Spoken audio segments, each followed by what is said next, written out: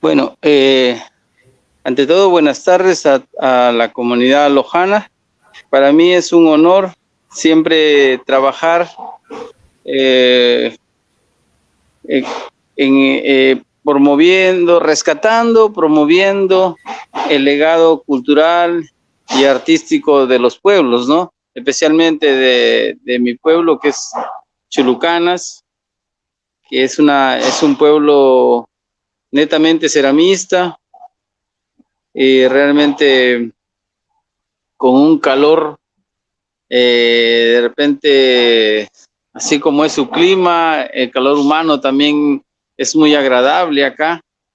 La gente es muy amigable, muy amable, y bueno, siempre, como se dice, ¿no?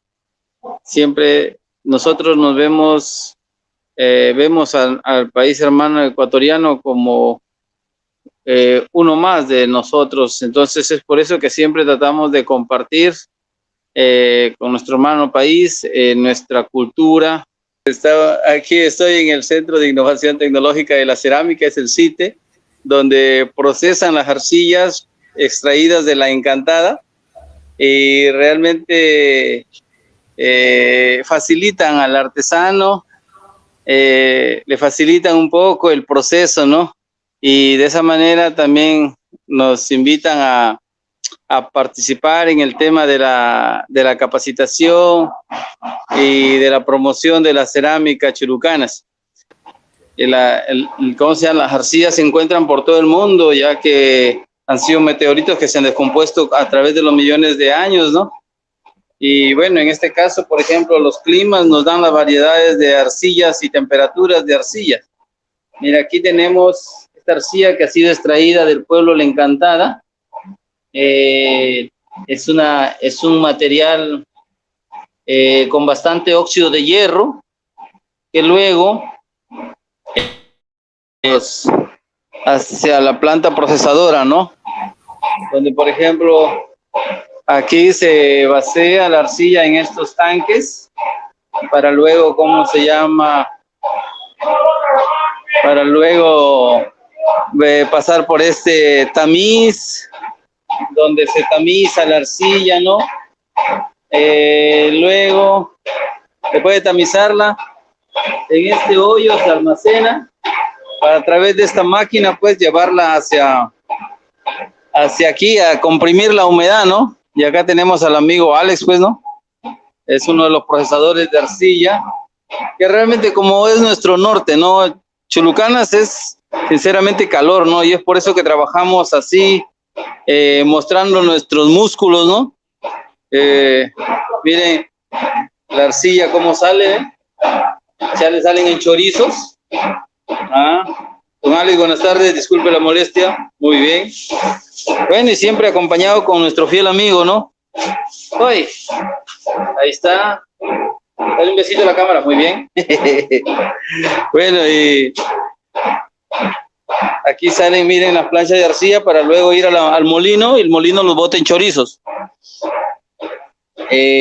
Bueno, luego, después de haber visto brevemente el proceso de la arcilla, se amasa, y como ven, acá estoy junto a mi primo, ¿no?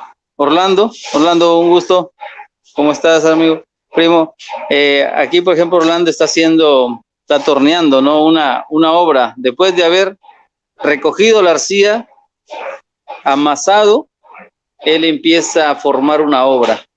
Esta es la técnica, pues, del torno, que es una técnica incorporada a las cerámicas chulucanas hace ya más de 10 años atrás, donde ¿cómo se llama? Se innovó un poco en lo que es técnicas de arcilla, ¿no?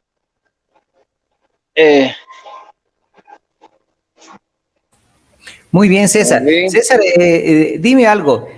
Tú has trabajado con las arcillas de aquí de Loja, y ¿cuál crees tú que es esa, digamos, esa diferencia o esa similitud de los materiales comparada con la que ustedes tienen allá en Chulucanas, por ejemplo?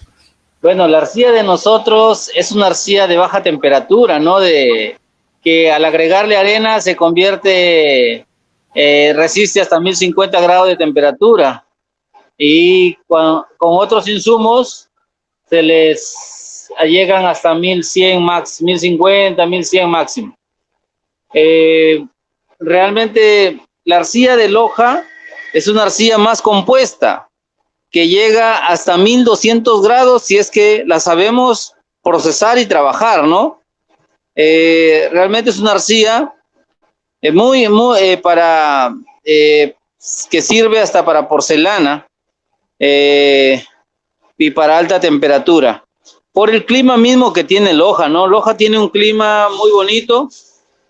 Realmente el clima en Loja hace que tengamos esas arcillas en esa zona, ¿no? Bueno, las técnicas que utilizamos ancestralmente es la técnica de paleta y piedra y el modelado a mano, ¿no? A través de los peñiscos damos formas globulares, esculturas, máscaras, vasijas y luego, bueno, se han ido incorporando técnicas como el amasado, como el prensado en molde, el torneado, como ven, que son técnicas foráneas que se han venido insertando dentro de la cerámica, ¿no? Entonces, ¿cómo está? Ella está, por ejemplo, amasando la arcilla, ¿no? Miren. Correcto. Como ven, la cerámica no solamente es una labor de hombres, sino también de mujeres. El CITE es el Centro de Innovación Tecnológica de la Cerámica, es un brazo del Ministerio de Comercio Exterior y Turismo de acá del Perú, que se ha instalado en cada se podría decir, sector artesanal, para ayudar a desarrollar las artesanías de diferentes líneas, como ya sea paja, joya, paja toquilla, joya. Quizás de repente nos convertimos de repente en protectores, ¿no? En protectores y cultores de todo este legado, para no permitir que las técnicas foráneas reemplacen a las técnicas ancestrales. Hemos hecho un paralelo, ¿no? Hemos hecho un paralelo entre lo ancestral y lo moderno, ¿no? Realmente, ¿cómo se llama? Es una lucha, ¿no? Quizás una lucha titánica, porque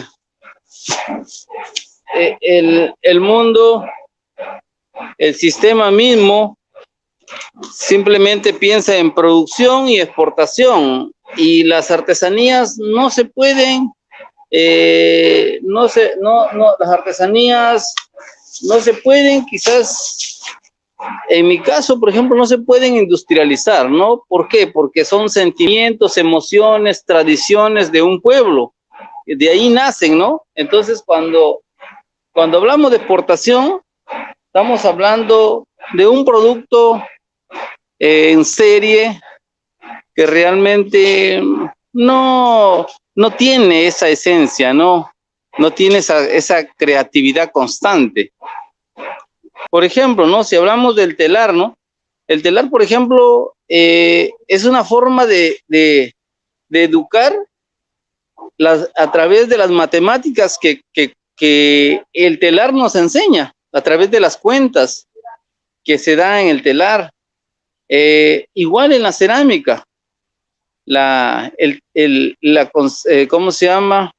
También nos enseña, por ejemplo, la composición de la arcilla, ¿no? En la química, ¿no?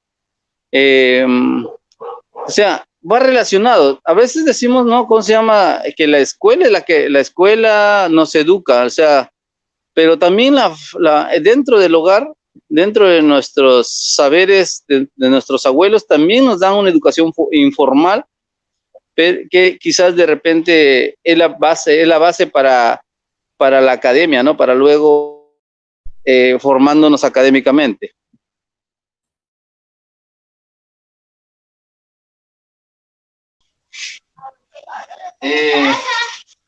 Entonces, para eso cogemos el barro, que ya lo tenemos preparado. Luego lo amasamos con nuestras manos.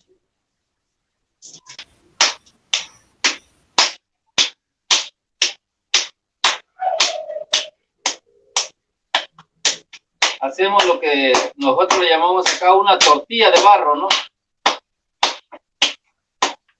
Y la vamos estirando poco a poco a través de las palmas de las manos. Vamos estirando el barro para darle el volumen a la máscara. Entonces, de esa manera, primero estiramos el barro,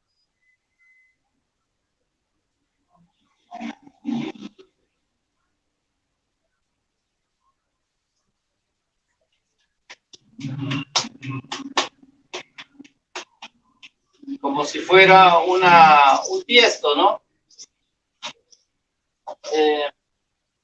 Lo ponemos boca abajo.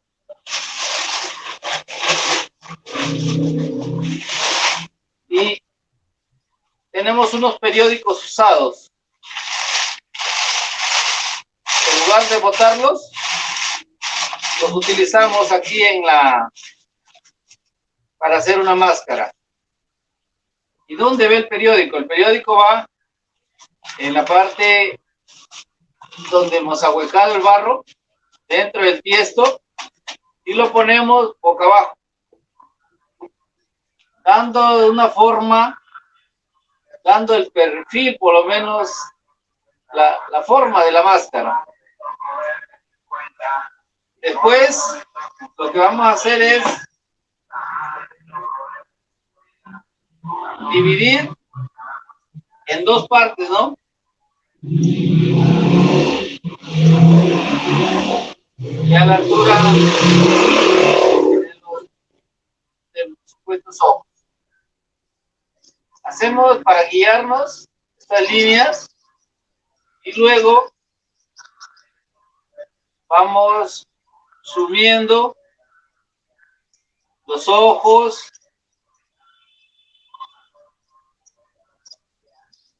dándole forma ya al rostro. Abrimos la boca.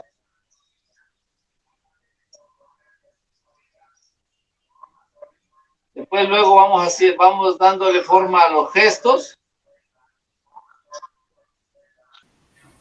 La cerámica vicus, 500 años atrás antes de Cristo, se dio acá en el norte del Perú, desde todo el norte, se puede decir todo lo que es Piura, todo lo que es la región Piura, se dio la cultura vicus, donde eran expertos ceramistas, escultores, también trabajaron la orfebrería. Y bueno, ahí tenemos, por ejemplo, la Venus de Frías, que se le relaciona mucho con la cultura Valdivia del Ecuador. También nuestras cerámicas en sí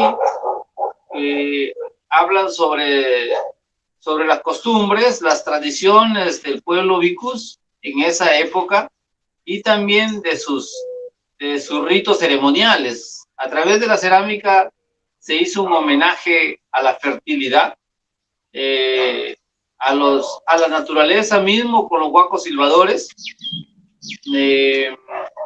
Se podría decir, ¿cómo se llama? Que a través de la cerámica nosotros pudimos conocer lo que era nuestra cultura, en esas cuáles eran las costumbres de nuestros antecesores, ¿no?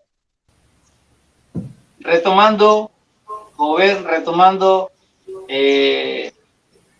la arcilla, la máscara, como decimos, Aquí tenemos la primera etapa, ¿no? Que era la división de los, ¿cómo se llama? La referencia para construir una máscara. Simple, siguiendo algo básico. Entonces, donde logramos identificar dónde están los ojos, la nariz, la boca. Luego, como les decía, ¿no? Utilizamos el papel reciclado, ¿no? El papel del periódico, lo ubicamos en la parte posterior de la base, para luego nos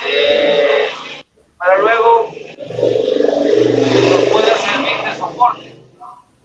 Cuando lo ponemos en una base plana, entonces no se la máscara, el rostro que estamos haciendo, no se suma, ¿no? Entonces, de esa manera nos va a permitir trabajar, ¿no? Estamos dándole forma a los ojos, a la boca, a la nariz, ¿no? Y cada rostro que hagamos, siempre de repente nos va a parecer un poco medio extraño, ¿no? Porque siempre nos vamos a autorretratar. Y más que todo, lo que a través de la máscara nos ayuda a limpiar el alma, ¿no? Tú a través de la máscara lo que vas a hacer es limpiar todo lo que tienes dentro. Entonces, vamos a sacar hacia afuera el rostro que quizás de repente el rostro interior no lo mostramos siempre la careta, ¿no? Como se dice, ¿no? Mostramos una careta de sonrisa, pero dentro a veces estamos heridos, estamos con muchos sentimientos encontrados, y eso es lo que va a través de la práctica de la máscara, va a salir a flote. Entonces, y nos vamos a veces a quedar sorprendidos porque va a decir, oh, mira, ese rostro está molesto, o ese rostro está alegre, o ese rostro está triste, ¿no? ¿Y es por qué? Porque eso es lo que tenemos dentro, ¿no? Así nos estamos sintiendo. Hacer máscara es una excelente terapia especialmente para las personas que tienen problemas de estrés, porque los va a ayudar a mejorar su estado de ánimo, hasta lograr tener paz, tener paciencia dentro de ellos también. Bueno, a través del arte de la cerámica, gracias a Dios he logrado, se podría decir, conquistar varios países, ¿no? Estuve en mis primeros inicios, hice mis primeras exposiciones ¿cómo se llama? En Chile. Y luego, conjuntamente, siempre he trabajado conjuntamente con mi hermano Maneno, ¿no? Con quien hemos compartido exposiciones, viajes, talleres, toda una vida, ¿no? Como artistas, junto con él, ¿no? Desde muy pequeños hemos empezado quizás a trabajar juntos, y he logrado hacer exposiciones en Chile, en Paraguay, en Bolivia, en Argentina, ¿cómo se llama? República de Panamá, exposiciones en Francia, en Japón también, junto con ceramistas como Hideko Iwakuni, y también obras junto con mi hermano Maneno. He hecho exposiciones también en Washington, Estados Unidos, así como talleres, ¿no? Y en Ecuador, ¿no? Colombia últimamente, que estuve haciendo exposiciones en Bogotá, en Huila, en La Plata, intercambiando cultura a través de todos nuestros saberes, de todo nuestro legado. Y no solamente trato de mostrar mi cultura, sino también trato de aportar trato de aportar a través de mis técnicas, a través de mi cosmovisión, trato de aportar un poco más a la sabiduría, ¿no? De quizás a los saberes que se deben conocer en, en el arte, ¿no? En el arte especialmente de la cerámica. Te comento, Wilson, que bueno, y a todos, es que realmente me siento muy, quizás muy orgulloso de ser ceramista, de ser embajador cultural de mi país a través de la marca Perú. Y ahora, ¿no? En este bicentenario, ¿cómo se llama? Han considerado a la familia Juárez en ser parte de la cápsula del tiempo, ¿no? Que las obras de la familia pasen a ser parte de la cápsula del tiempo del Ministerio de Cultura, que hace en homenaje a este bicentenario 2021. Entonces, para nosotros es un honor, ¿no? De que no solamente en el extranjero nos valoren, sino también en nuestro país, ¿no? Como artistas, como artesanos, como ceramistas, ¿no? Bueno, yo creo que las técnicas de cerámica ancestral del norte peruano son muy similares, y por qué no decir las mismas técnicas del sur del Ecuador, ¿no? Durante mi recorrido, y no solamente estamos hablando de las técnicas de paleta y piedra, que se dan por casi en diferentes partes del Ecuador, y donde se han encontrado muchos vestigios, ¿no? Y cerámicas hechas con esas técnicas prehispánicas.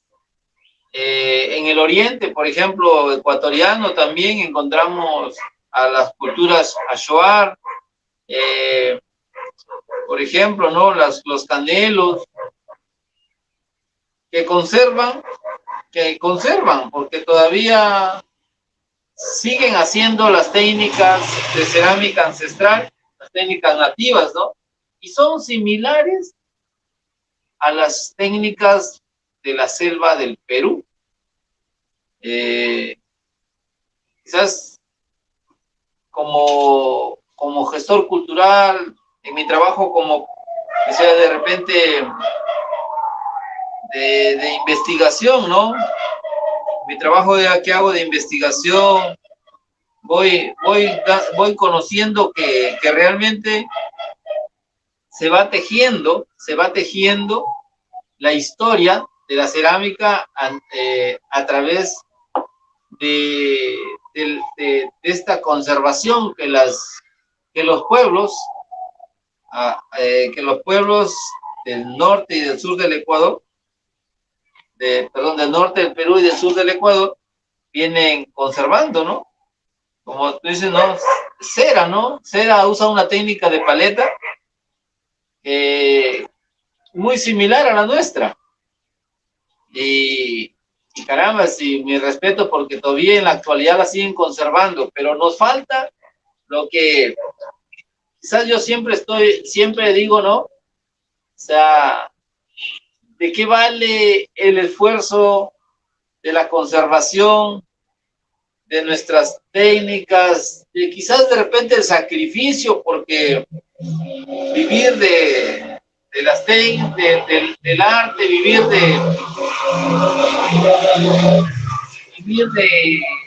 te podría decir, conservando una cultura, a veces no nos brinda muchas satisfacciones, y no nos brinda muchas, se podría decir, ¿qué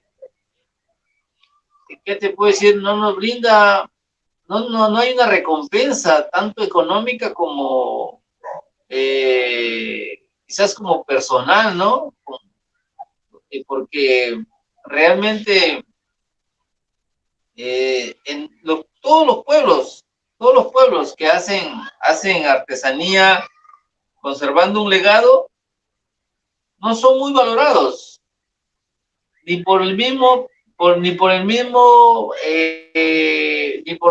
por su misma gente, porque, por ejemplo, ¿no? La artesanía que se hace, no la consumen, porque ya prefieren consumir, por ejemplo, productos que vienen de China, productos que vienen del extranjero, pero menos su propia, lo que hace su pueblo, ¿no?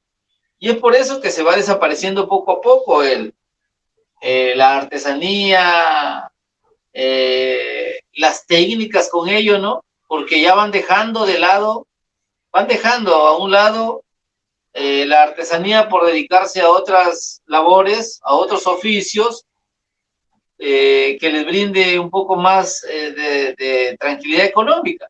A través de, si se han dado cuenta, durante la entrevista, como digo, no siempre mientras yo estoy hablando, mis manos van jugando, ¿no? Y eso es lo que hago, ¿no? Siempre jugar con el barro, ¿no? Trato de sentir cada obra que nace sea de un sentimiento, ¿no? De un sentimiento de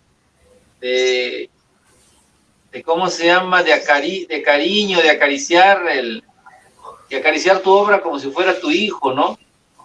Entonces, yo creo que de esa manera, las obras que tú hagas, las obras que tú siempre vas a mostrar, al final van a tener ese carácter, ¿no? Van a tener tu carácter, van a tener tu sentimiento.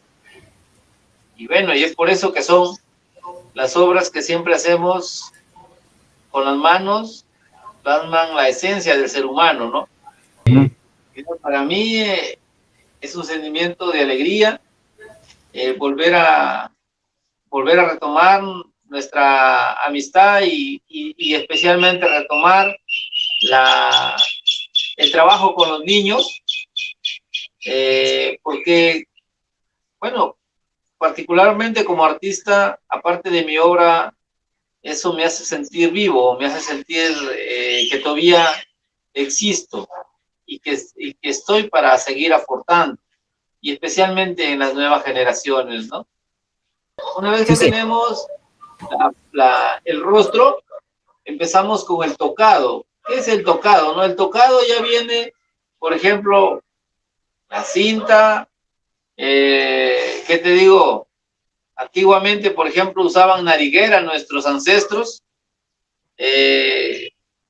también usaban orejeras, ¿no? Que eran aretes gigantes, que cada arete que usaban era de oro, era de acuerdo a la jerarquía. Los pendientes de oro que tenían en las orejas eran de acuerdo a las jerarquías. Y mientras el líder o el apu, como se dice, era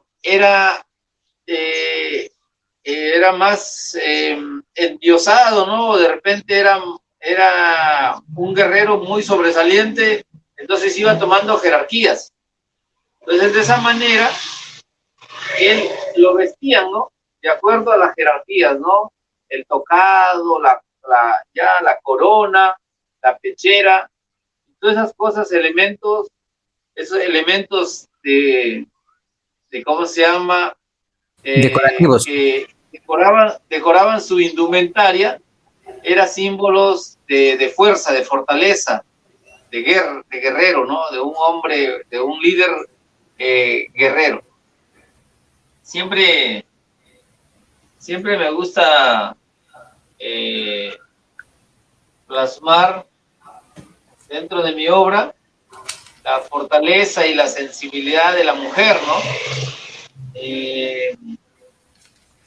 Como la sensibilidad de las aves, como en las esculturas que hago siempre los guerreros, ¿no? El campesino luchador.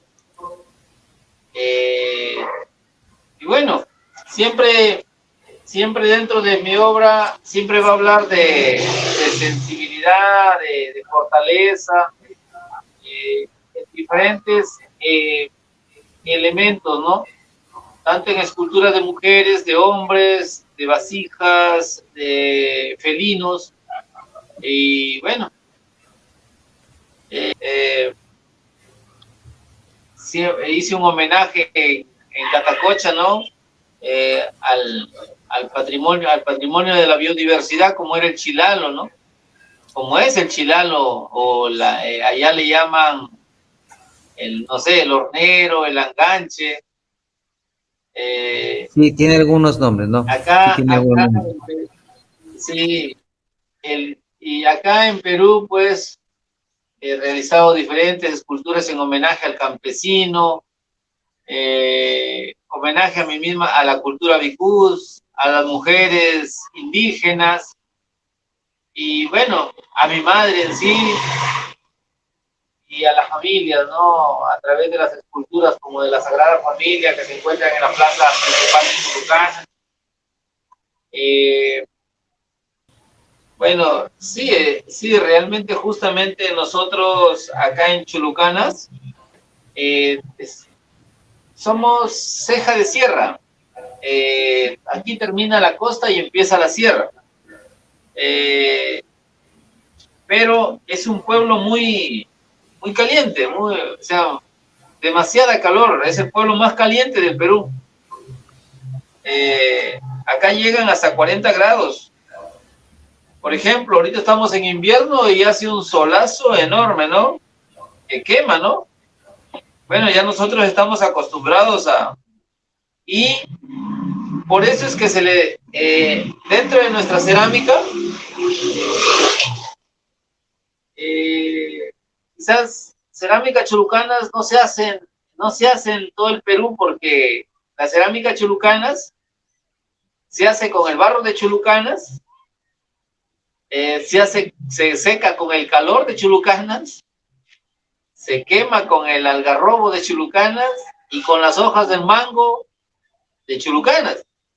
Entonces, como ves, tiene que ver mucho no solamente con la sabiduría o con la práctica del artesano, sino también tiene mucho que ver con el clima, con sus elementos, con sus elementos que usa de la naturaleza, como la hoja de mango, como la leña de desecho del algarrobo.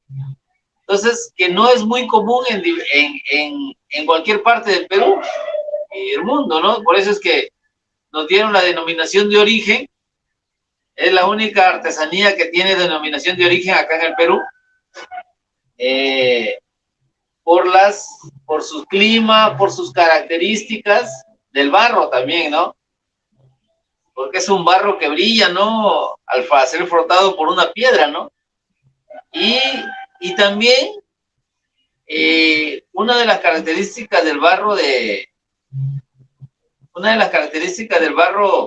Chulucanas, y quizás es que, por ejemplo, cuando hacemos ollas de barro, como ven ahí, hay una olla de barro quizás que nos permite conservar el agua fresca. Y cuando tú tomas agua de esa olla de barro, tiene propiedades. Tiene una frescura, es muy agradable. Y cuando preparan comida en una vasija de barro hecha acá en la zona, con la arcilla de la zona, la olla de barro tiene, o sea, la comida que se hace en la olla de barro tiene un cuerpo, un carácter diferente a la comida hecha en olla metálica, olla de aluminio, y ¿cómo se llama? Entonces tiene otro carácter, entonces tiene diferentes propiedades. Como decimos acá, un locro de zapallo hecho en olla de barro, un arrocito, un atamalado, o sea, tiene otro sabor. Como se dice, ¿no? La comida en olla de barro acá es bien rica, ¿no? me siento muy agradecido porque nosotros salimos de la nada, ¿no? O sea, fuimos una familia muy humilde, muy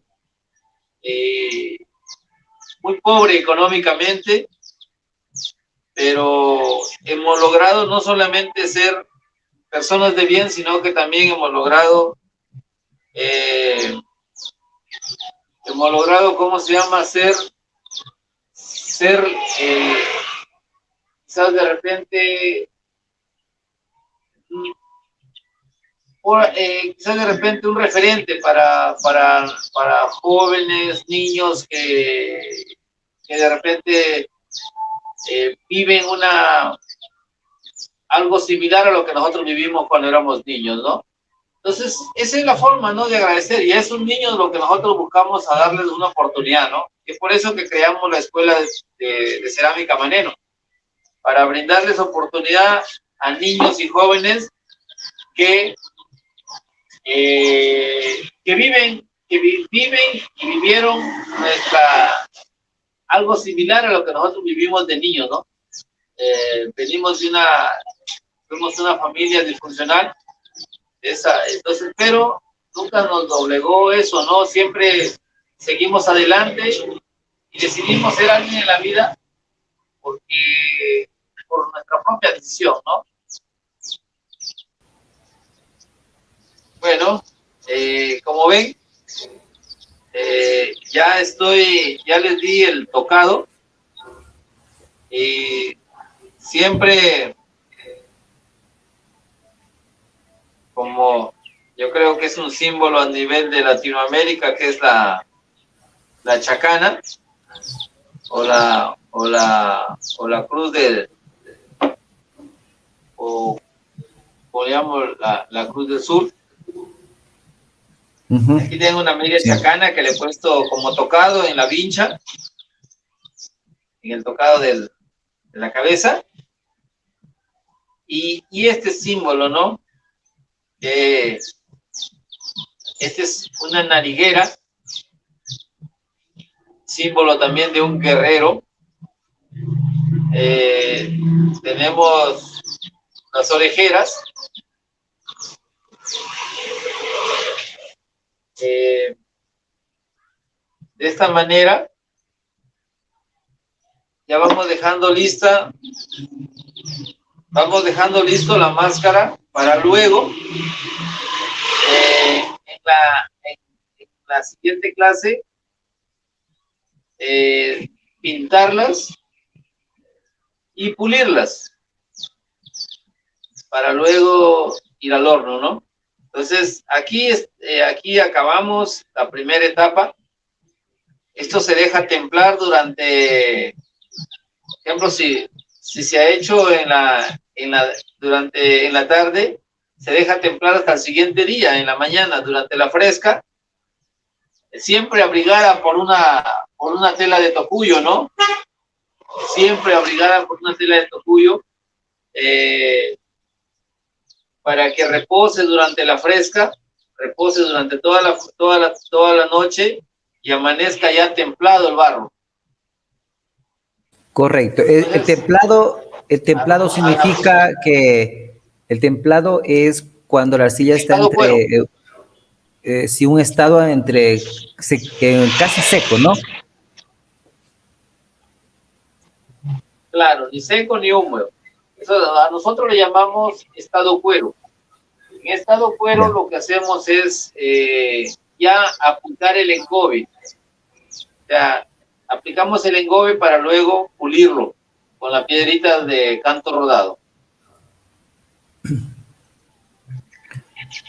Ahí está. Correcto. Ok. Ya, es ahí tenemos muy bien. Si lo puedes acercar un poquito más, puedes acercarle un poquito más a la cámara para poder. Eso, correcto, sí. Un poquito, súbela un poquito, súbela. Eso, ahí.